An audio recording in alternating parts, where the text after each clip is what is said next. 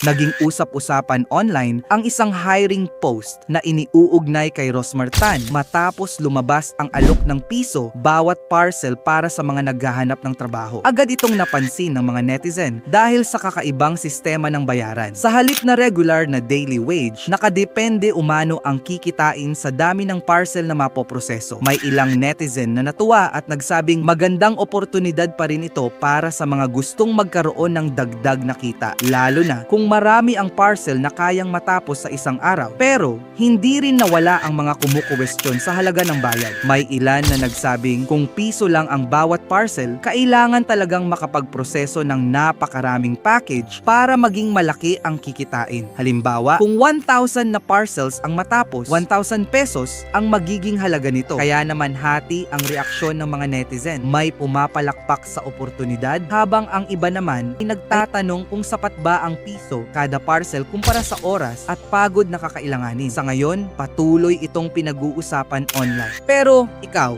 tatanggapin mo ba ang trabahong piso bawat parcel ang bayad? At kung gusto ninyo ng mga balita at trending na usapin sa social media, huwag kalimutang i-follow at i-like ang aming Facebook page para lagi kayong updated. Salamat po!